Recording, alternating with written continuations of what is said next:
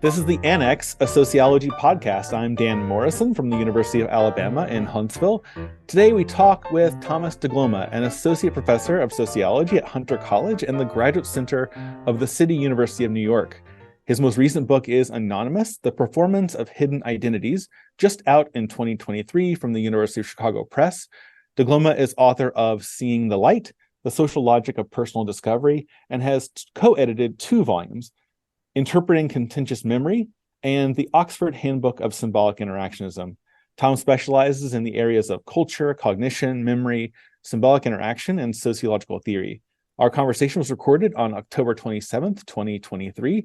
I'm delighted to welcome you to the Annex, Tom, and thanks so much for writing a great book. Well, thanks very much, Dan, for having me. I am thrilled to be here talking with you about the book. All right. Well, now that I've read the book, Tom, I noticed the ubiquity of anonymity and pseudonymity, which is quite a word to say, in everyday life and, of course, in online contexts. The lessons of the book really unsettled me in a way that is rare, almost akin to when I read Berger and Luckman's Social Construction of Reality for the first time. So given that that was my reaction, and maybe I'm unique, but what did you hope change for your readers as they journey with you in exploring the many dimensions of anonymity? Yeah, well, there's a lot of different facets to this answer, but I think the main thing I would like readers to understand is that anonymity is a performance, that it comes into being when actors act in ways where they express themselves in ways that involve concealing their personal identities.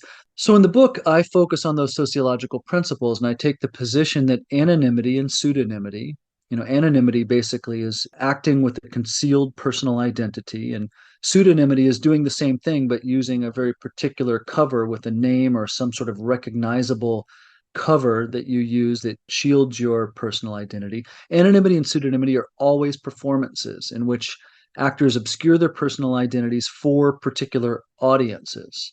So they're always bound in some way, contextually, situationally, relationally, interrelationally, and temporally over time. And those boundaries take different forms depending on the case you're analyzing, but these are bounded performances for particular audiences. And actors, when they're performing anonymously, they're using what I call in the book cover representations, which, an ideal cover representation is a mask, but there's all kinds of means of obscuring personal identity, of masking personal identity. If we use that word mask more generally as a verb, to mask, you can use a variety of different technologies and means to obscure your personal identity when you're acting. And they do these things to convey information.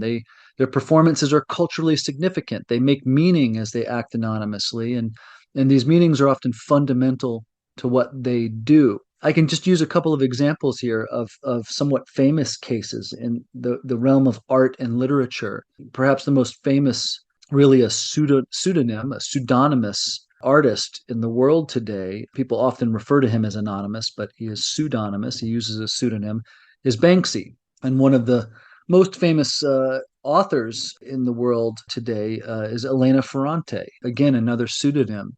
And there's all kinds of rampant speculation about who these people are. But these are individuals acting, and when they act, they obscure their personal identities with character performances. Their characters are elaborate, they're rich, they're well developed cover representations that they use to frame all of their actions as artists and writers.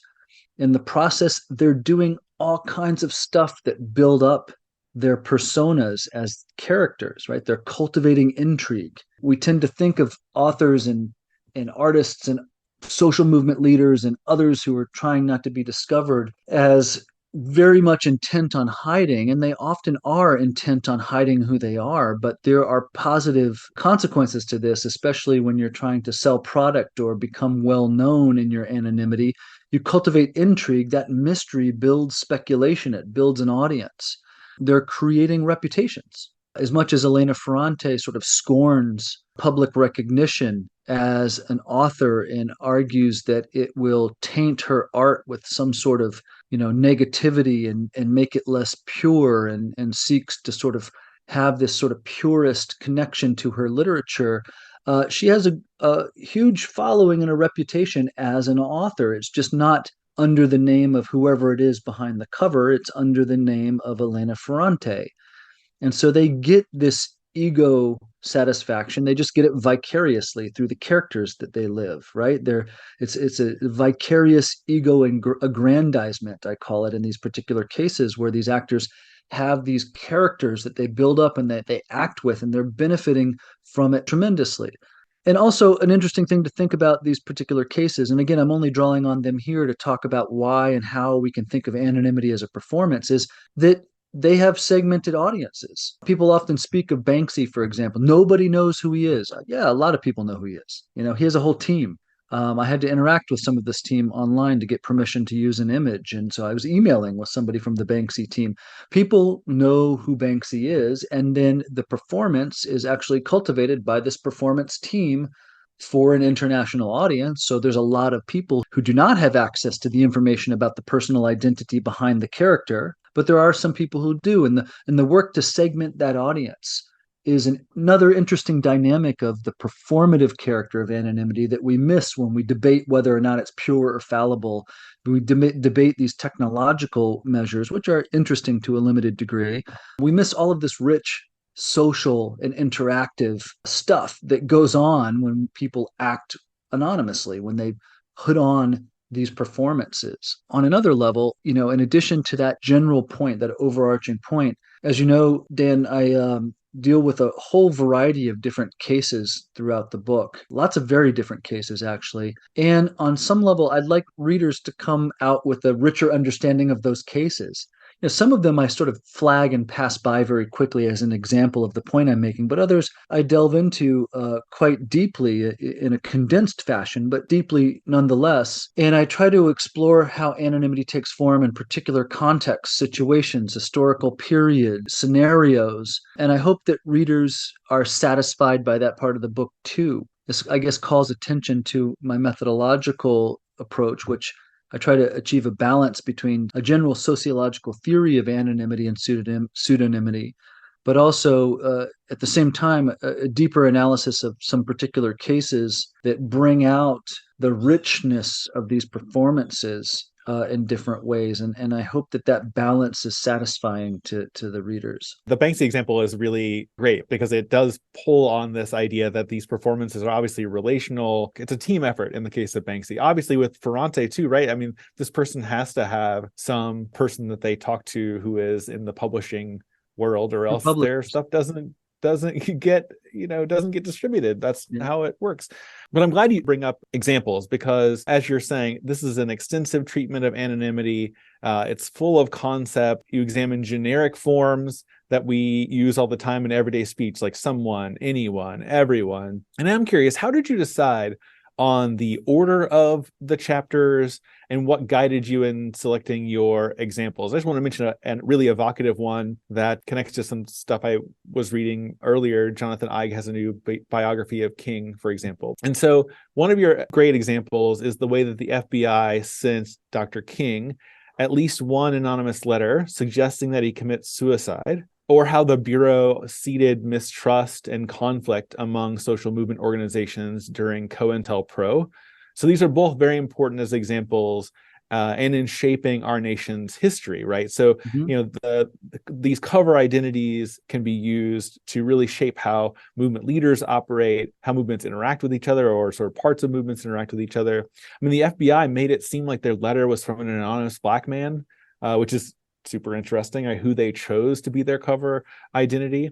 So can you talk about your selection of examples and the order of chapters for the book? Sure, absolutely. I'll start with an interesting story. I'll get back into COINTELPRO after I sort of talk about the chapters and the cases. But I'll start with an interesting piece of information about the book, is that this book actually started as a paper in graduate school, my first semester in graduate school, in Eviatar Zerubbabel's classical theory course. Eviatar is a fantastic teacher and mentor who is also a great friend, and I am just endlessly inspired by him. But I started to become inspired by him my first semester of graduate school when he taught classical theory. And one of the ways he approached theory was to challenge challenge us to not adopt the voice of the theorist, not sort of emulate the theorist, but to be inspired by a theorist's perspective and ideas and write about whatever we wanted to write about, using that perspective and those ideas and using it creatively and taking it wherever we wanted to take it. So in our section on Georg Simmel, I wrote a paper on anonymity. And that paper then, Evyatar loved it. I loved it. It sat in a filing cabinet for 20 something years. And then it came out and turned into a book. But that sort of shows that the origins of my thinking about this concept were inspired by a formal sociology, a sociology that looks for commonalities among a diversity of cases that are underlying structural, interactive, relational, dynamic commonalities that exist at the level of the very general and not the particular. And that's how I was inspired to think about anonymity. When I was developing it, I had already sort of developed my methodological approach from there and other work that I had done in my book Seeing the Light and in other things that I've published. And I had published a paper in 2020. It was actually published as a book chapter in a really innovative book called Beyond the Case, a book about comparative ethnography. It was published by Oxford, and it was edited by Corey Abramson and Neil Gong. But the paper was called The Thematic Lens. And it was my attempt, working with my student, Max Papadontanakis, who was also inspired by this approach, to articulate this methodology that combines aspects of formal sociology, looking for commonalities among a variety of different cases, at the underlying level of social structure, of relational structure, of interactionist structure, but also the elements of symbolic interactionism, how meanings are emergent in particular situations and contexts, and cultural sociology, how those meanings are often deeply rooted in the symbols and the other ways that we express meaning we often draw on the sort of deep elements of culture, then our actions are often very culturally meaningful. And so combining these three approaches into a study not focused on any one particular case, but on a theme. And so in this particular instance, anonymity is my theme. And then after that, my approach is to honestly cast as wide a net as possible to find as many cases as possible that conform to that theme. And by conform to the theme with regard to anonymity, I mean cases in which actors obscure the personal identities while acting. That's it. I want to know when and where and how the personal identities of actors are obscured, how they achieve this. And I start to look at all of these different cases with a very broad and open mind. And different types of cases come to light throughout that sort of wide net process. Then I organize them according to sub-theme or according to other variables that might come out with my analysis of these different cases. I organize them and I focus on the ones that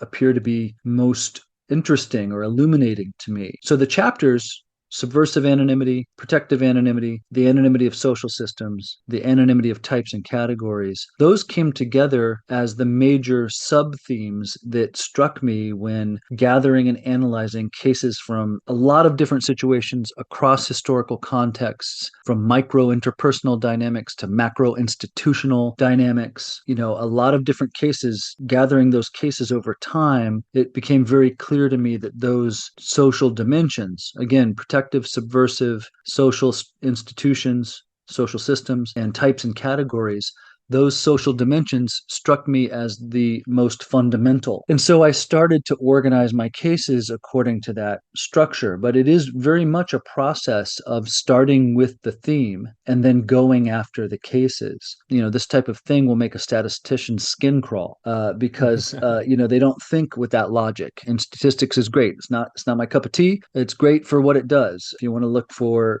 trends and across variables across large populations, and it's fantastic for making those kinds of arguments. But for a rich cultural analysis that transcends context and time and level of analysis, this is the type of sociology that can achieve that, a thematic focused sociology. For a rich cultural analysis focused on one or two cases, that's ethnography.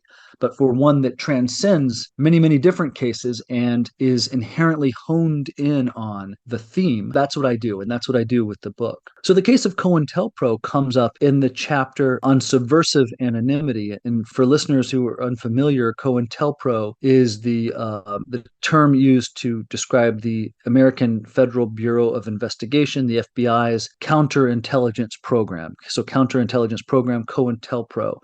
That was started under J. Edgar Hoover. And it was a program, a very broad but covert underground program organized by the FBI that was intended to disrupt political organizing, social movement activity in the United States. And it was going on from the 50s into the 60s and 70s, became very, very active in the 1960s and 70s. And their targets were, widespread. The anti-war movement, the civil rights movement, the Black Power movement, the American Indian movement, the Puerto Rican independence movement, and on and on and on. Most of their targets were left-wing progressive or radical groups. Some were right-wing groups, but the large majority were left-wing progressive groups, and their intent was to disrupt, discredit. I'm paraphrasing here. There's a quote that says this somewhere in their own words, but to disrupt, discredit, disorganize these movements, to really obliterate them through subversive tactics. It's interesting because it comes up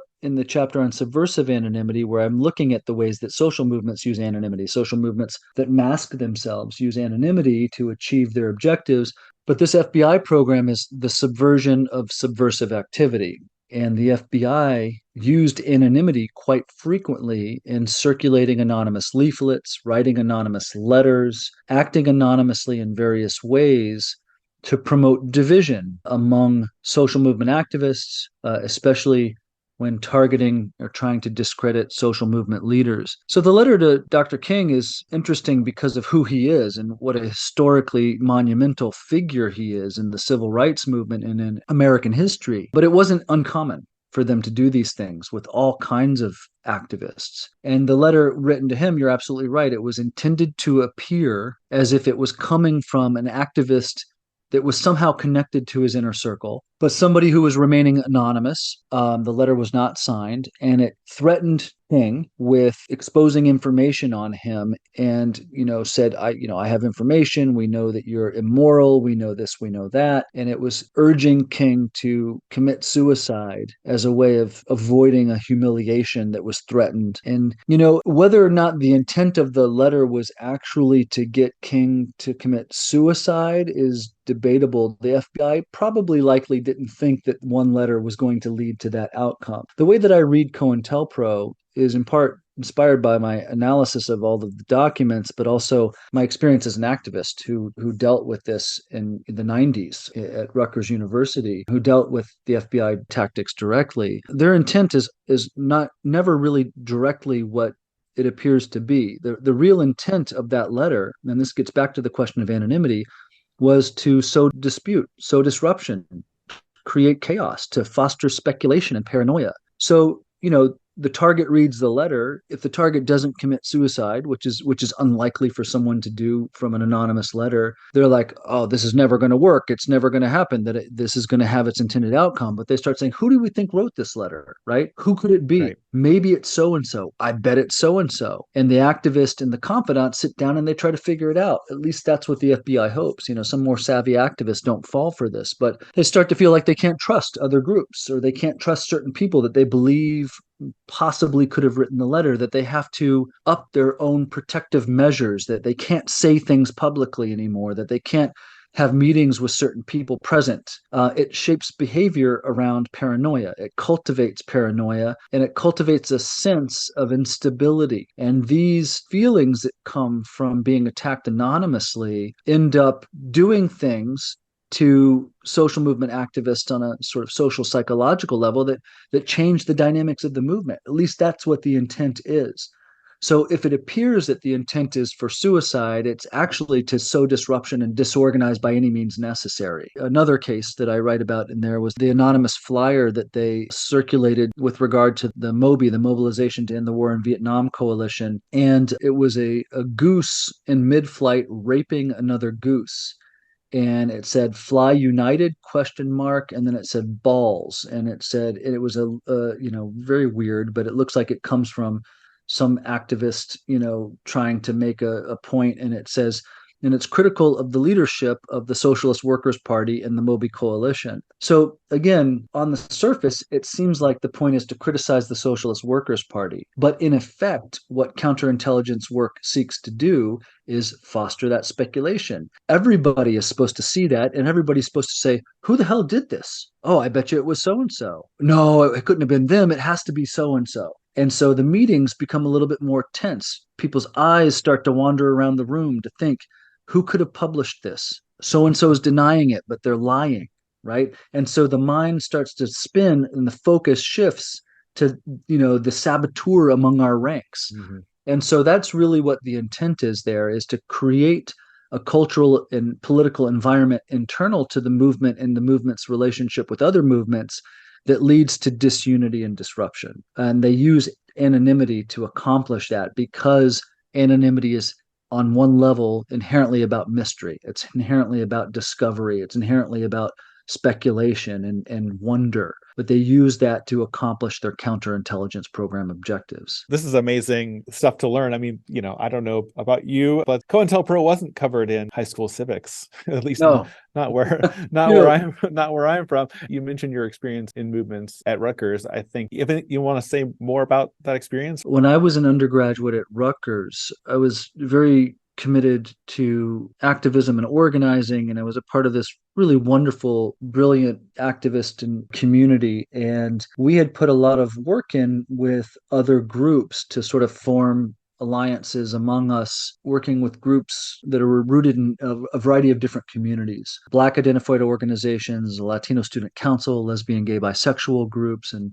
many others. And so we had this sort of previously established dialogue among different organizations within the progressive community. But at a certain point in our work, which was largely focused on public education, funding for public education, tuition reduction, really under the umbrella of the right to an education, the president at the time of Rutgers, his name was Fran Lawrence, said at a meeting that was recorded, and then the recording of the meeting was leaked to the press. The president said, and this is paraphrasing here, but that African Americans did not do well on standardized tests because they were genetically inferior. So that was a statement made by the president of the State University of New Jersey, and one of the largest public institutions on the East Coast. So this network of activists and organizers that we were a part of started to very rapidly, and under the leadership, I have to say, and to acknowledge here, under the leadership of the activists and organizers in the African American community at Rutgers, some of whom I still keep in touch with, and some of the other people from other groups that were involved in this I still know today. But we started to organize widely around this, and the movement grew rapidly. The protests were massive. We were used to speaking to rallies of 50 to 70 people, and all of a sudden there were thousands of people at our events, and that not my group's events, at the coalition's events, and in the streets and taking over highways. And it became a phenomenon that we worked very hard to not just make it about this individual, but to make it about institutional racism in higher education, and to make it very clear that institutional racism in higher education was also linked to the overall assault on public higher education and the attempt to reduce access to higher education by raising tuition, by eliminating certain programs and departments, by underfunding some things and overfunding others. And, there was a whole way that our broad coalition articulated the connection between this racist statement and its environment. And because we had done that work, the movement didn't sort of flare up and die down like movements tend to do. It continued to grow for some time. It was getting bigger and bigger, and it was obvious that it was so big that the Secretary of State of the state of New Jersey invited a delegate. I was a part of this delegation of activist student undergraduates to come and speak with her about our demands. Like, that's how massive this thing was. And then all of a sudden, out of the blue, there's a report that there was a pipe bomb left in the stacks at the library. And nobody knew about it. Nobody had seen it. I'm not doubting that it wasn't there. I'm not doubting that it was there. I'm just saying that it was a shock to everyone. In that very day, the FBI was on campus, and they were very publicly and visibly there. They weren't circulating anonymous letters, but they did things like they would go to people's parents' homes, their grandparents' homes, their parents' workplaces, and they would say very openly, your son or daughter is wanted for questioning in connection to putting a pipe bomb in a library. And so the response that a lot of people very understandably had at the time was the FBI is trying to catch this criminal, this wacko who put a pipe bomb in the Douglas Library. And I know it's not me, but what if it's somebody I work with? I got to take a step back here because if I'm connected to somebody who could have possibly done this, that's not me. That's not why I'm in this. I do not want to have that affiliation. And so people started to retreat, Mm. in mass. And, looking back on it, at the time it freaked all of us out, freaked me out. Looking back on it, their intent was never to catch a criminal. Their intent was to disrupt a movement. That's what they were doing. And I'm not going to go all the way and say that they're the ones that placed that device, but it wouldn't surprise me if it came out that they did. They certainly, at the very least, exploited that opportunity to create and promote fear and speculation among the movement rank and file and among the movement leadership about who could have possibly done this and why, and to have people become so afraid of it that it limited their willingness and their drive to be a part of this movement. And what was growing and growing and growing for weeks and weeks, all of a sudden, within a week, shrunk radically and became relatively ineffective because of people's fear. That was an experience that I had that at first brought me to study Brian Glick's book The War at Home and to understand what was going on. And then when I started to study anonymity, it became an obvious case that I needed to address. It's super fascinating example of, I mean, whether or not the FBI actually planted this pipe bomb, or if there ever was a pipe, your point about exploitation, and then the fact that, in the MLK case, this Ig biography I just mentioned, and shows that there were things that Dr. King did and relationships that he had outside of his marriage, and he wasn't a perfect person and by any stretch, and nobody is really. Yeah. But the fact that he was a minister, he had relationships that were illicit and that he wanted to keep private from some people in his life, they were exploiting that through this letter and many other means. Yeah. Well, another great example, and I think it is a good way of thinking about and just showing the formal sociology here, is your comparison a bit later in the book between the KKK and the internet hacker group Anonymous. And I had never put these two groups together. I mean, if you know Anonymous, they seem very different than the KKK in a lot of ways. But can you tell us about the concepts you employ in drawing this comparison and how it works in each case? And then I also was thinking about, as a University of Virginia graduate and somebody who cares about that place pretty deeply, what you made of the Unite the Right rally in Charlottesville in, I believe, 2017, where tiki torch wielding white supremacists didn't even bother to don masks when they invaded the grounds of the University of Virginia, but they did wear matching outfits that seemed to be geared towards de-individuation, becoming just a part of the crowd.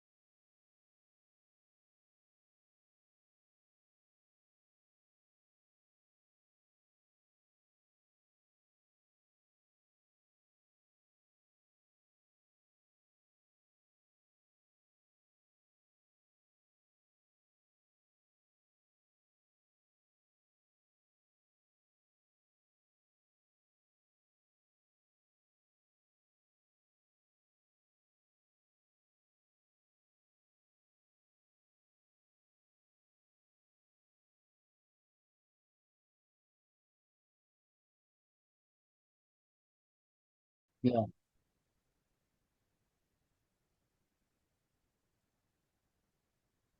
Yeah.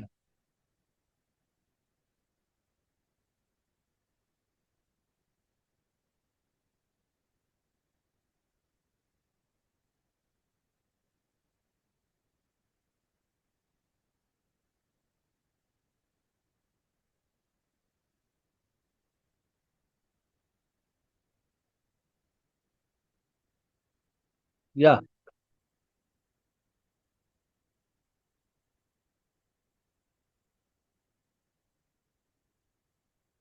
yeah. Yeah, I'll get back to that because I think that there's something very interesting about that spectacle there. But let me talk about the first question about Anonymous and the Ku Klux Klan. This is a part of, again, of the chapter on subversive anonymity, and I discuss a variety of different social movements throughout the book, all of whom practice some level of anonymity as a method, as a tactic, as a principle. And so, in addition to the hacker networks of Anonymous and the Ku Klux Klan, I discussed the Zapatistas, the EZLN, and the Guerrilla Girls, feminist artists, activists, and others, Antifa groups that have as a common practice or as an ethic in some cases the wearing of masks or the hiding or obscuring of personal identity. And Anonymous and the Klan were two that I focus in a particular section of the book. And I wanted to sort of engage in an in depth analysis of both of these groups because their masks had become iconic. Like we recognize them now, and they've sort of become an iconic symbol of what these movements stood for and what they were, what their ideologies are and what their activity involved. But yes, they're very, very different groups, incredibly different groups. And I say that all of the time when writing about them because I want to stress that their politics are different, their timeframes are different, their objectives are different, the people participating in them, the technologies that they use are different. They're different in every way, so much so that comparison seems odd and out of place, right? And that's intriguing to me because they do have a set of general similarities that stem from their use of masks for subversive purposes. Again, this is a formal similarity. It's very generic. It has nothing to do with the particularities of either group. But because they use masks for subversive purposes, there are these commonalities that come out at this basic generic level. And this, therefore, is a great example of the power of a thematic lens and of formal sociology to see things that case studies can't see. It's hard to imagine comparing these groups in the same breath, in the same set of pages, but there is room for that comparison. So one similarity, for example, is that in both cases you see a very strong statement that the movement is a general idea rather than particular people. You see that with Anonymous; they express it very directly. It's inspired by the movie V for Vendetta. Actually, the original quote ""You can kill a person, but not an idea"" is attributed to Medgar Evers, civil rights leader, but it was used in the V for Vendetta film when the head of the secret police is asking V, why won't he die? And he says, ideas are bulletproof and you might be able to kill me or another person, but you can't kill an idea. Of course, V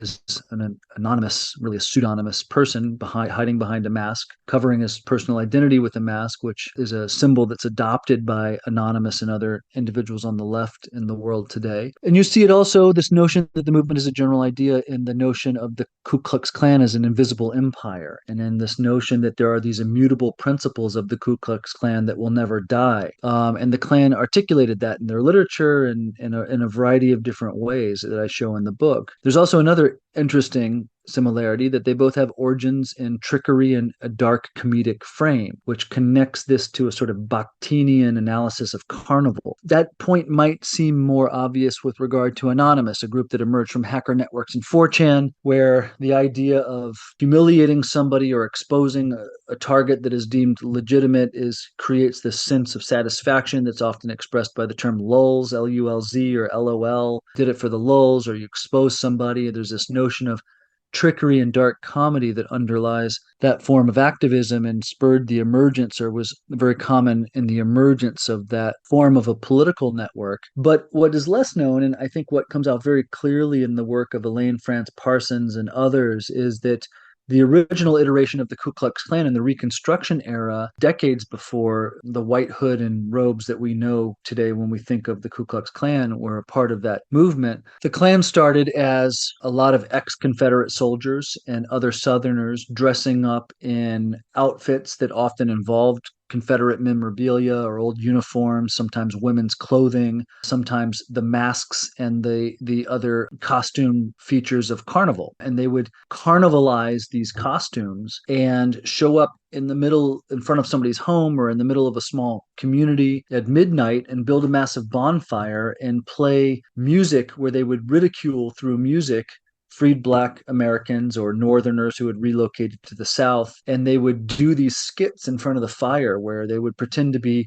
Confederate soldiers returning from the grave. And one that's written about is, the parched Confederate soldier returning from hell who can't satisfy their thirst and holds up gallons of water and pours them and pretends to be drinking large quantities of water. And, it's beyond me how this might appear to be funny, but what some historians have shown is that it was framed as funny for a white audience. So it was framed as comedic carnivalesque skits for white audiences of the South, while simultaneously being intended to terrorize Black Southerners, Black Americans, and white Northerners. It was often presented that way in the Southern Democratic press at the time. It was often presented as a carnivalesque type of event that happened. And this is of the Reconstruction era, right? Another similarity is that both groups used their masks to escape surveillance while surveilling their targets, creating the impression that their targets are always being watched or being exposed. I mean, that's what doxing is, right? Exposing, when an anonymous person exposes your information online for the world to see in a threatening manner, there's a surveillance aspect to that vigilante act, right? Both groups act, therefore, as voyeurs into the lives of their targets, right? They try to expose the lives of their targets in that way. In both cases, you have this really eerie similarity about how their masks became iconic. Both of them, the stories that led, and here I'm talking about the iconic masks are the Guy Fawkes mask for Anonymous, the mask from V for Vendetta, which most people today recognize. And then later, the Klan of the early 20th century, the iconic white pointy hood and robes. The emergence of these symbols happened because first there were books written. In the case of Anonymous, the book was V for Vendetta, published in 1982 by Alan Moore and David Lloyd, a graphic novel that was relatively obscure until the movie came out in 2006, which immensely popularized this narrative and this main character V. And then the mask from that film and the film's politics inspired hackers and others to adopt it as a tool for covering themselves, as a cover representation for politically subversive activity. In the case of the Ku Klux Klan, you had a series of novels, 3 novels in a trilogy written by Thomas Dixon Jr. One was called The Klansman, that was written in the early 20th century, and it was inspired by the Klan of the Reconstruction era, but written and published in very early 20th century. It was later, over a decade later, made into a film by D.W. Griffith. The film, of course, is The Birth of a Nation, right? And the film radically popularized the characters and the cover representations that were depicted in the novel. The film inspired activists to adopt this symbolism. It might be weird for some to think of the Klan as activists, but that's what they were, an extreme right-wing terroristic social movement seeking to change the world, working against the power of the North to reconstruct the South, the power of the federal government in the 20th century to define equality and civil rights in the United States. They were fighting against that. And activists for that racist and terroristic cause adopted the symbolism from the film quite directly. And then in both cases, these masks start to be mass produced and distributed throughout the population. And there, I have pamphlets that were used for KKK uniforms where you could mail order your uniform. These were like popular sales distribution networks for the hoods and the cloaks, right? And just like today, the Guy Fawkes mask can be bought in shopping malls and certainly bought online. And so you have this interesting similarity where in both cases the characters and the symbolism went from book to film to street, and I find that remarkable how that formal pattern exists despite the differences. Both groups use mnemonic or historic references with their symbolism, and both groups create these general performative dramas of resistance while wearing their masks. And I think this gets us into that question that you raised about the tiki torch wielding right-wing extremists at the University of Virginia. It was a horrifying incident, which that event also led to a death of an activist and sort of marked the turning point in the popularity, I guess, of this alt-right movement. And I think that's significant because one of the things that you saw, and I'll try to draw another parallel here, and I honestly hadn't thought about this until you raised this question to me, but one of the things that you saw with the Ku Klux Klan of the 1920s is that while the Klan was wearing hoods and terrorizing and killing and lynching and murdering people and wearing hoods in ritual activities where people's personal identities were concealed, you also had a very public, open Klan that would organize festivals and events and rallies. So there were these split performative fronts. And, here I'm inspired by lots of work in the book, including, sociology's very own Kathleen Blee, who is a fantastic scholar of social movements at the University of Pittsburgh, and others. And the two fronts complemented each other to achieve Klan objectives. On the one hand, the subversive, masked, covered, under the cover of darkness, cross-burning side of the Ku Klux Klan was the underground, terrorizing, ritualistic, mysterious side of that movement, whereas the Popular Front was like the raffle holding, cotton candy eating, public fair hosting. It seems odd to say that, but that's what the Klan was doing across the United States. It was a widespread populist movement, and that public front was a way of moving into the mainstream world as a method of recruitment, as a method of an attempt to normalize the position. And I think that on some level you can make a parallel there to the events of the University of Virginia, where a number of racists today act in racist ways by obscuring their identities online. They might not be wearing hoods over their heads, but the internet offers plenty of forums where people can wear technological hoods over their heads, and they can obscure their personal identities with a pseudonym or just simply by acting in an anonymous forum. And when people gathered together without masks, it was a movement of that racist subculture, which existed before the events of the University of Virginia and was coordinating before the events in semi-private, secluded spaces, either in person or online. It was a movement from those semi-private and secluded spaces, some of which involved anonymous activity, into the public sphere, a sort of coming out as a way of broadening the impact, as a way of making a public claim to the ideas that were previously publicly disavowed and privately embraced. And so I think you saw the Klan doing that in a much more developed way than happened at the University of Virginia in the 1920s. But I think that that's what's been developing with regard to the terroristic racist right in the United States ever since the election of Donald Trump, actually. And we hopefully will not continue to see it, but I fear that we might. Your comparison makes a lot of sense. And in some other research I've done, we've looked at the popularity of the Klan. And as you were saying, fairs and festivals and things, I think it was in 1920 that there was a Klan day at the Texas State Fair. Yeah. Talk about a vision of Americana, but a particularly white version of Americana, right? White and Protestant. protecting exactly. Yeah, anti-Semitic and anti-Catholic vision of America, and the way that normalizing membership, there were leaders in the communities that were in that organization, and it was also big cities as well. But it just strikes me you can find advertisements for Klan Day online in the newspapers for the Texas State Fair, in the newspapers, and just so that's how sort of ubiquitous this organization was, and kind of just speaks to the ordinariness of white supremacy in that time. And obviously we're seeing echoes of that today. And, there were certain people who were sort of becoming public with their positions as sort of, I don't know, emissaries for the radical right back then. And several of them became quite popular. And I think that was part of that phenomenon too. They were sort of becoming public. They were vying for recognition as public spokespeople of a very deep network that was private. And there were lots of people who weren't public with their personal identities, but some people were becoming public as a way of sort of pushing into the public sphere and trying to normalize these ideas more. Right. Well, I want to ask about the process of writing the book. Yeah. So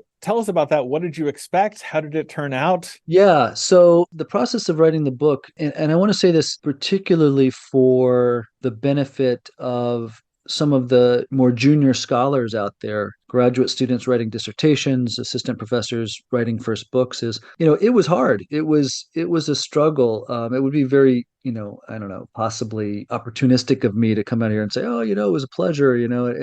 I loved it intellectually. I will be honest and say that intellectually it was a fantastic journey. But on a variety of different levels, it was a difficult enterprise, like I think all books are. And I entered into I was fortunate enough to have a year-long sabbatical, 2019 to 2020, partially because I had just done an enormous amount of service for my college. I was the chair of the Hunter College Senate for 3 years, which was a huge job. It's a large and strong Senate with lots of responsibilities. And so I had a year-long sabbatical, and I thought to myself, because I had this paper I had written, because I was so fascinated by the topic, because I had a mental map of what I was going to do, and I had gathered a bunch of cases while I was chairing the Senate and doing all this administrative work. I had some really great research assistants that helped me to gather some data on the cases I wanted to write about and some literature. And I had a lot of this prep work done. I was thinking to myself, this book is going to write itself and it's going to be a pleasure. It's going to come out in a year and blah, blah, blah. And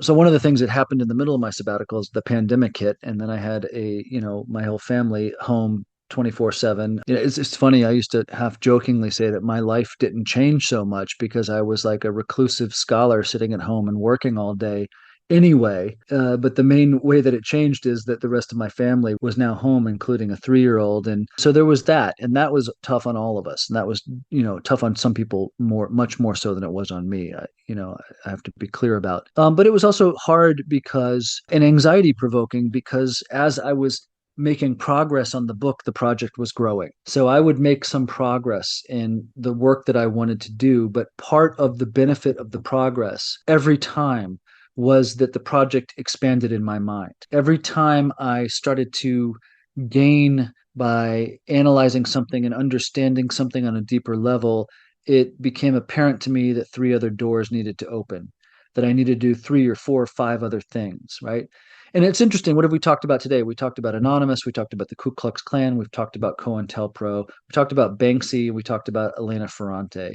In the book, those are 5 different cases. Each one of those cases is a couple of pages in the book. They're not chapters. They're not the book itself, right? These are cases that I feel I get sufficiently deep into in order to make the point that I want to make about anonymity.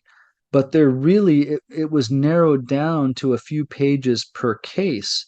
There's a lot of depth in those few pages, but from a methodological and a practical perspective, each one of those cases was weeks and weeks of reading and weeks of writing. Of course, like everybody, you read a lot more than what you need to read because you got to become saturated. You have to make sure that you've hit the literature sufficiently. Every case that I get into was its own little mini research project. And it became apparent to me very early on that if I wanted to write the book that I wanted to write, that I had to do that. And all of a sudden I realized this is going to take a lot longer than 1 year.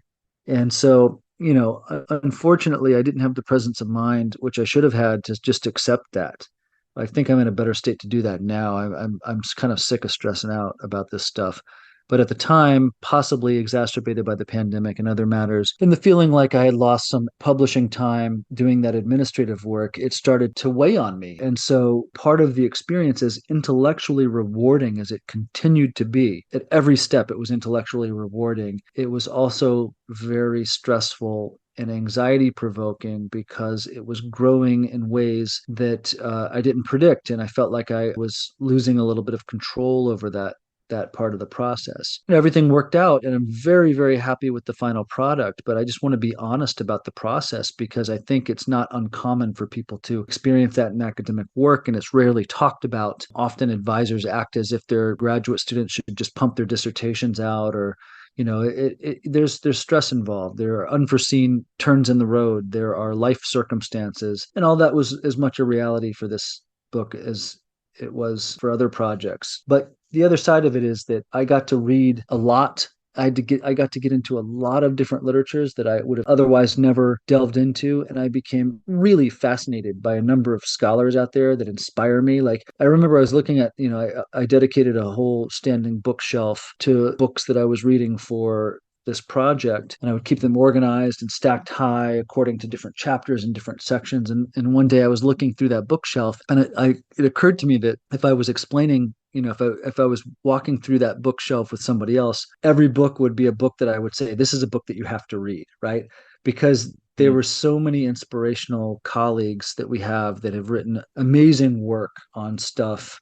Somebody I didn't mention with regard to the Ku Klux Klan, Linda Gordon's book. I write about the death penalty and lethal injection in chapter 4, David Garland's work, Phil Smith's work. I write about drone warfare. There's an anthology of critiques about military technologies written by and organized by anthropologists that was just absolutely, some of the work in there was just hugely illuminating in that regard. And I could go on and on and on about, with regard to Anonymous, the hacker network, Gabriella Coleman's work on Anonymous, just absolutely fascinating ethnography of that network. And I could go on and on about like all of the inspirational literature. I should also mention, by the way, Gary Marks, who is a scholar who most recently published an excellent book on surveillance, Windows into the Soul, but also wrote a trailblazing paper and published it in 1999 called What's in a Name? A Sociology of Anonymity. And it was a short little paper, but he sort of pointed in to a lot of the directions that I explored. And so his work was in some ways foundational. And then his later work on surveillance. Again, that part of the process to me, if it wasn't for my own pressures that I felt with regard to getting the work out there, with regard to doing it right, but discovering that it was a much bigger project and all of that, that was the most rewarding part. Like I felt like I became a better scholar in the process. I felt like I now have arms that are reaching out into like dozens of subfields that I never would have associated myself with before.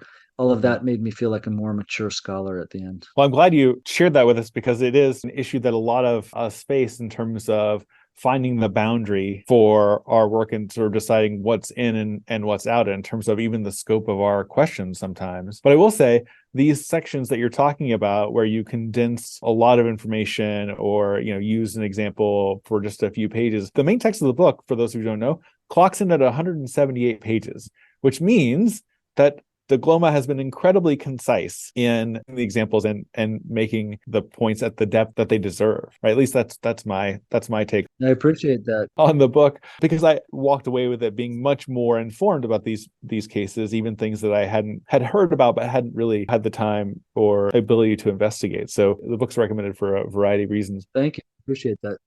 I'm glad to hear that's the case. It's a packed read. It's not a difficult read, though. It's not a slog. I don't want to give people the impression that it's so densely packed that you can't sit down and enjoy yourself reading it, because I think you certainly can. You mentioned earlier that you've got these chapters organized with the different kinds of anonymity, from anonymity that works for or against social change, anonymity in service of government objectives, anonymity that characterizes everyday bureaucracy and routine interactions of commerce and community life. Chapter 4 on the anonymity of social systems or within social systems, really stuck with me. So as sociologists, we're used to thinking about social institutions and systems as collective actors. So how does thinking about these collectivities from a perspective informed by anonymity help us understand them better? Yeah, this is all, again, I love this chapter, and it's so very different than the rest. The central point of this chapter is to investigate the ways that large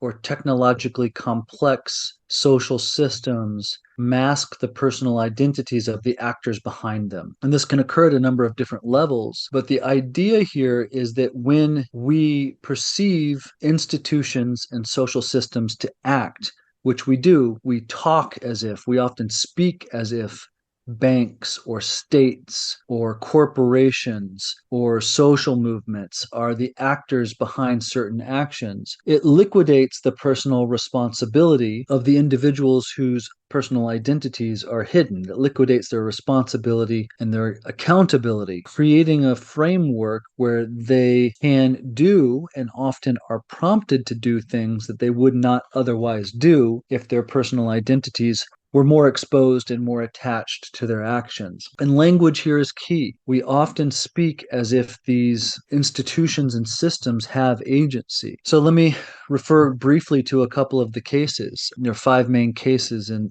the chapter and lots of subcases, but one of the ones that I discuss is the 2008-2009 housing market crisis. The press around that time is full of examples of the ways that people say, well, the big banks did this. Wall Street was the actor behind this. When we speak as if big banks are acting, or if Wall Street is an actor, it further obscures the persons, the people behind the financial actions that brought this crisis about. It obscures their personal identities of the people who have profited from it, and plenty certainly profited from it. But we then focus on the banks as the actors involved with the crisis. And there was an interesting divide I found very clearly, and I feel I sort of support this with my analysis and with the data, that when it came to homeowners whose homes were foreclosed on during this crisis, millions of homeowners lost their homes. Homeowners are spoken of with an ethic of personal responsibility. We apply an ethic of personal responsibility to the homeowner who failed to pay the mortgage and who lost their home consequently. And therefore, there's also an ethic of personal liability. They are liable for their decision to take out a mortgage that they ultimately could not pay. When it comes to the financial actors, especially those in the mortgage industry that peddled all of these, subprime mortgages, these, graduated rate mortgages that ultimately led to the collapse of the housing market, we speak of them with an ethic of institutional responsibility. Who's at fault? JP Morgan Chase. Who's at fault? We speak of the institution as being responsible, and an ethic of socialized liability. We all remember the phrase, if we were around then, too big to fail, right?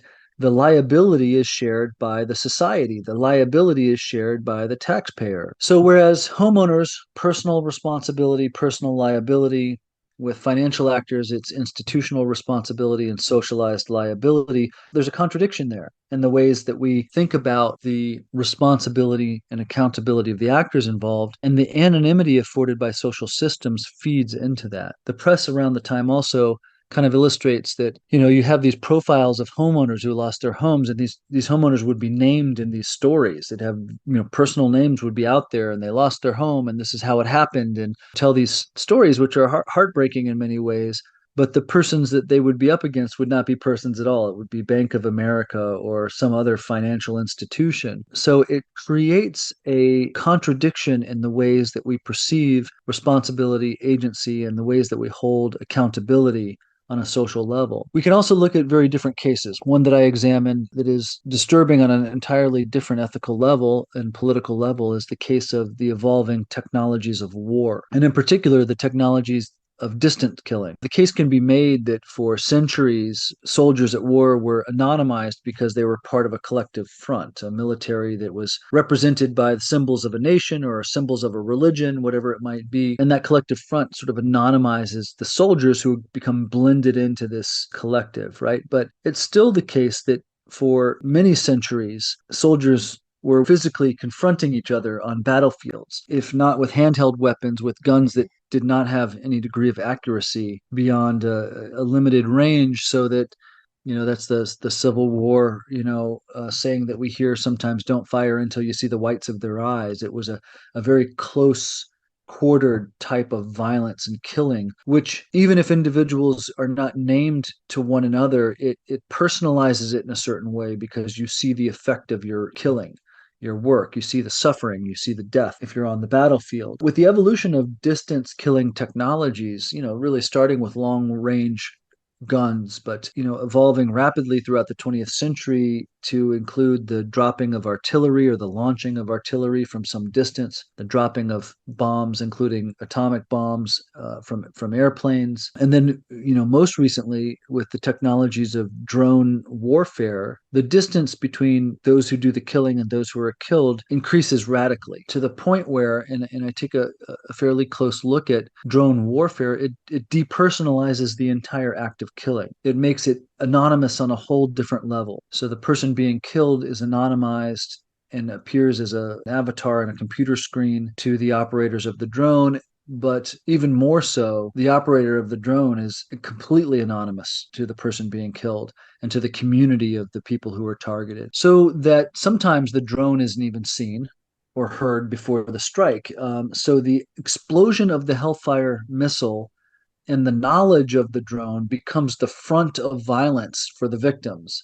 That becomes the face of whatever country it is operating the drone. In the case of lots of examples, it becomes the face of the United States to Pakistan, to Yemen, to countries throughout the Middle East who have been targeted by U.S. drone strikes. The U.S. is represented by these automated technologies that are operated by people living and working thousands of miles away who will never be seen, who will never be named. And so there are consequences to that in terms of how killing proceeds, in terms of the ethics of killing, that the system anonymizes the actors. And we can, again, see it in the language in the press. You can find articles, using Google searches referring to drones as if they have agency. Drone kills this and that. I think I cite one where it says Obama apologizes after drone kills so and so, right? In the case of the aid worker and the children who were most recently killed in Afghanistan, drone strike kills, as if there's this technological agent in the sky that's firing missiles. The more correct way to say it, I think, to attribute agency in the proper way would be to say a person uses a drone to kill. But that's not how we speak of it. We speak as if the technology has the agency. By the way, the same thing holds for AI today. I been thinking about engaging that somehow, writing an op-ed or something. It's under the title of "Be careful how you speak about AI because it matters." Right? We often speak as if artificial intelligence is acting on its own. It's not. It's being employed. It's being programmed. It's programmed by people to do things, and it's used by people to do things. Yet we speak as if AI is its own agent, and it's not its own agent. It's very much a tool, and the drones are very much a tool of real people who are doing very real killing. So the technology allows for this distance, greatly enhances the anonymity of killing, and has a lot of moral and ethical consequences. And then finally, without being too long-winded about this case, because it is also carries a tremendous and weighty number of moral and political issues and considerations, is the case of lethal injection. Very briefly, in the wake of mounting concerns about state executions in the 1970s and accusations that executions were unconstitutional because they violated the Eighth Amendment and protection against cruel and unusual punishment. Doctors in Oklahoma, the state medical examiner and an anesthesiologist at the University of Oklahoma, developed this technique of lethal injection to execute condemned prisoners. And that's the technique that's been used by and large in the large majority of cases of state executions since that time period. But in most states, in order to perform that procedure correctly, you need the assistance of medical professionals to do it. Unlike other techniques where anybody can flip the switch or release the blade of the guillotine, this is a medicalized procedure, and the entire system behind it has been medicalized. And in order to ensure that doctors will participate, in order to get them to participate, states typically promise them anonymity. So they're often anonymized behind the act. And in some cases, states have made it illegal for anyone to expose the identity of a doctor or any other execution team member. And there are criminal and civil penalties that are associated with this exposure. So there's some deep protections around the personal identities of medical professionals who participate in executions. And one of the things that it does is that it prevents us from scrutinizing the credentials of the individuals involved. It prevents us from holding them accountable, but it also creates a perception that the act itself is sanctioned by doctors, as if the medical degree is what we need to know. There's a doctor behind the scenes administering this dose of lethal chemicals to kill this person. And so the doctorness of the person is foregrounded, but the personal identity is backgrounded. So we see the generic medical credentials, the symbolic capital associated with an MD or some other medical degree. And that symbolic capital of the medical industry and all of the ethics involved with medicine and all of the procedures involved in medicine and the cultural significance and the coding of medicine as a space of care, as a space where pain can be alleviated, all of that is used to frame the execution procedure as humane. So the anonymity of these doctors, their participation in their anonymity allows for the promotion of a public perception of humanity that's associated with execution. And I discussed other aspects of that too. And, all of them are deeply troubling. But, in all of these cases, the housing market crisis, case of distance killing technologies, including drones, and the case of anonymous execution teams, we end up saying that states and nations and banks do things because the actors behind them are anonymized either officially or just simply practically anonymized by the systems and the way that we interact with them. And it leads to a very noticeable lack of personal accountability that is troubling. And I think one of the central factors behind the social problems that are associated with each one of those cases. I think another implication of your work concerns the anonymity in social systems and its effect on our civic life. So you make an argument about how anonymity affects our sense of community and democracy. So can you say something about how the anonymity of public and private institutions can erode public trust and democratic engagement? Yeah, this is a very interesting question. And I don't think I weigh in on it on one side or the other. But I will say, having written this book, that I've walked away from this book with a great respect for personal accountability in a democratic sense. I believe that as an organizer and an activist, as somebody who's chaired a democratic body, at my college, that there's something to be said for personally claiming responsibility for your ideas and your actions, and for having a political and a democratic sphere where people can and should do that. The problem is that it's not always safe for everyone, and that power sort of gets in the way here. People are experiencing all over the world various degrees of oppression, facing various threats that are incredibly real. So, what anonymity does in those cases with regard to political participation is that it frees individuals who would otherwise not be able to participate. It frees them to participate. One of the cases that I mentioned are Saudi women who went online and, in some cases, on Twitter anonymously to protest the system of male guardianship in Saudi Arabia. Had they done that with fully exposed personal identities, they would have risked persecution, very serious forms of persecution. And there are plenty of other cases where anonymity serves this very valuable protective purpose. But that's not to say that it shouldn't be the case that women from Saudi Arabia shouldn't be able to personally claim those ideas. It's to say that they can't, and that they ought to be in an ideal world, but because of the way power operates. So power in that situation is the problem. The powerful actors who are doing the threatening are the problem, that require the anonymity be associated with resistance. In a world where we achieve equality, where equality is a protected principle, then we can speak of, I think, the necessity of always openly claiming personal identity to attach your ideas to your personal standpoint as a matter of principle, because ultimately that's what a democracy should look like. But until our democracies are equal places and spaces where people don't have unequal risks involved with speaking and acting, then I think anonymity will always play a very valuable protective purpose. Another interesting point that I want to raise, though, is that when people use anonymity for protective purposes, they're not only performing while protected, so they not only get the cover that allows them the freedom to express themselves in the way that they would otherwise not be able to express themselves. They're performing while protected, which liberates them to say the things that they would otherwise not be able to say out of fear of retaliation. But whether consciously or not, they're in some ways performing their own need for protection as well. So an example of that is when social movement activists go out into the street in contemporary New York and wear Guy Fawkes masks to engage in a rally. To some extent, they're saying that we need to hide in order to express ourselves. And in part, they're also creating the conditions in which they need to hide to express themselves, associating that form of expression with hiding. Now, if it is the case that those individuals are deeply threatened and run great risks by exposing their personal identities, then it might be understandable. But in some cases, there might be a more valuable impact by publicly claiming our ideas personally, because without fear, we're out there claiming the democracy that we ought to have. And in hiding, there are certain times, I think, where we undermine it. But I think interpreting that is a case by case process, and it involves a lot of complex variables and factors.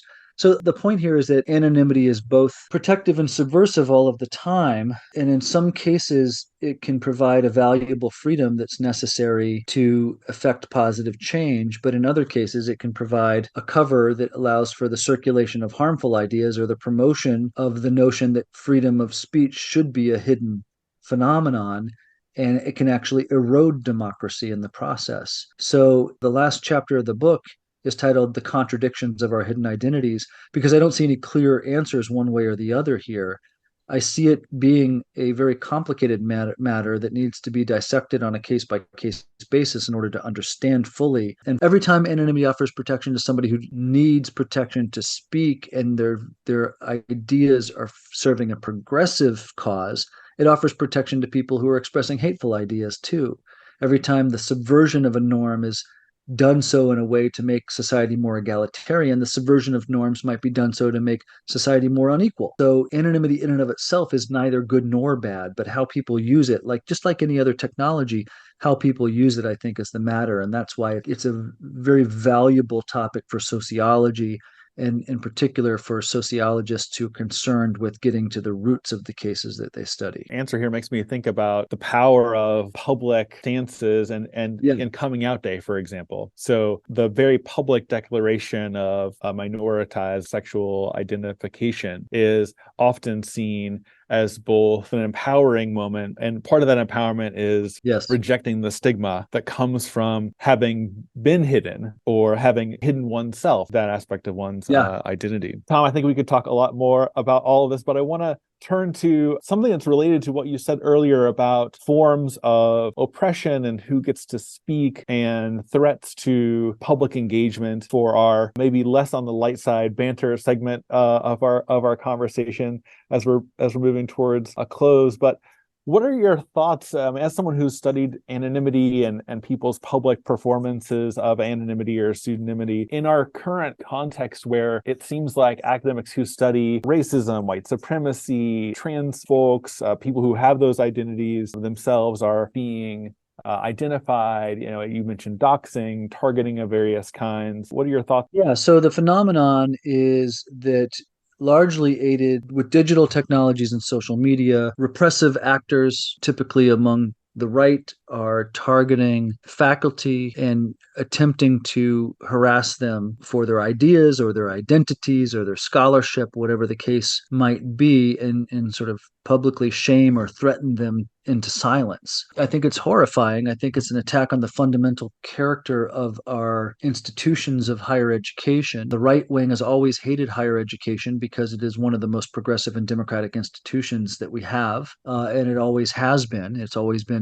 the place where new and amazing ideas, not all ideas that come out of higher education are new and amazing, but it's always been the place where new and amazing ideas are born, and where the seeds of social change are nurtured. And so it's not a surprise that it's under attack, but the way that it's under attack by targeting individuals today is somewhat at least enhanced by the technologies of digital media, which also, by the way, allow for the anonymity of many of these attackers that hide behind organizational fronts or pseudonyms or place anonymous threats. And we see that happening all the time.